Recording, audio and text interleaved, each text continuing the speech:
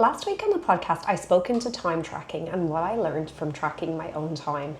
Now, I am doing that for all of the month of May, and I've just written an article on LinkedIn, which I will share in the comments, about why this is so important for all of us, particularly coming from the lens of a service business owner.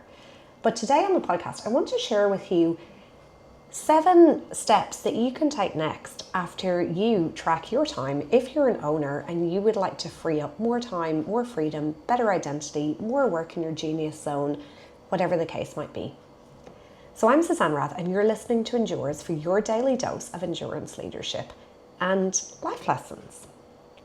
So the first thing that I would suggest to you, I noticed last week where I was pushing through.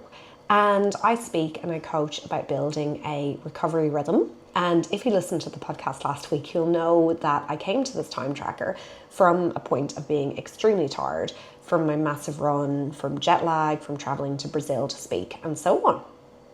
But I am just as guilty as many high performers of just pushing through. So what lots of us do as business owners, instead of fixing the leaks, instead of tracking our time, instead of making a list of the things that we need to delegate, that we need to create decision rhythms around, whatever the case might be, we think, oh, I'll just push through. I'll just push through to the next thing. Once things settle down, I'll do this. Once things settle down, I'll do that. The thing is, that is also a decision. So urgency will always be priorities if you let it. You need to be really intentional with your time, and in the same way, you need to be really intentional with your recovery. Now, the second piece is about standards. So if your standards only live in your head, then is it any wonder that decisions come to you? And we have documented a lot of policies, a lot of different things in our work. We've done them in lots of different ways. We're constantly trying to adapt this and make things more searchable and so on. But something I used to do a few years ago, until I corrected myself, is I used to apply really low standards to other people than myself. So I hold myself to a really high set of standards and integrity and so on, but I would make excuses for other people. So I'd say, oh, I'll just fix that for them, it's quicker. Or they don't have time to do this, or they're not as efficient, or they're not as experienced. I can just step in and do it. And now I truly believe that the standards we walk by are the standards we accept. And so I'm constantly on a mission to raise other people's standards and then empower them to take control over the things themselves, so that I'm not the only quality control system. So I'm not constantly getting these just check things into my inbox or into my office. Now, the third piece, and again, this is another mistake that I've made in the past, is if we hire without ownership design, it actually just gives us more people to manage.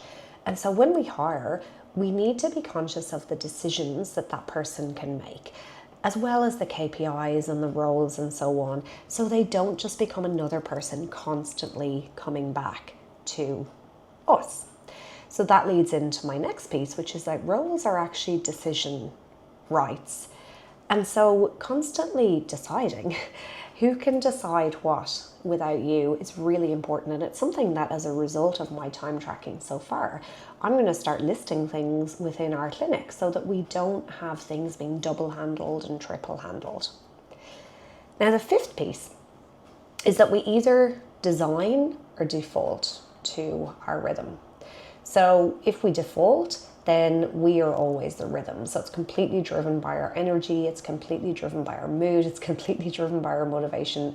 Good luck with that. So we need to design a rhythm whereby we work to our best. And this designing rhythm is something I'm really passionate about. It formed part of my workshop in Brazil and part of a whole number of other workshops that I do. Now, the sixth piece is that our energy is actually a business asset. So if we lead from depletion, we make bad decisions, we delay decisions, we show up not in the best way.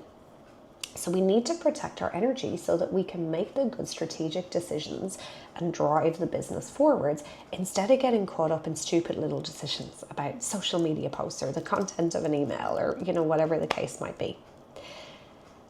And I'll finish by saying that your objections to this, so thinking, maybe people aren't ready, maybe quality will drop, I want things done my way, I'm quicker, I can do it, people might burn out, all of these things, right? They're actual real fears.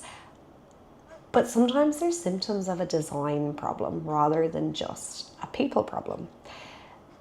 And so I would urge you to remember this, as I need to remember it myself.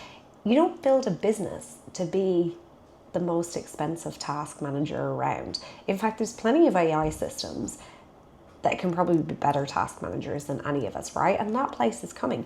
So what we need to do is we need to pick one thing to allocate, to train someone else in, to update the SOP in, and start with that. Thanks for joining me. I'll see you tomorrow for more from Endures.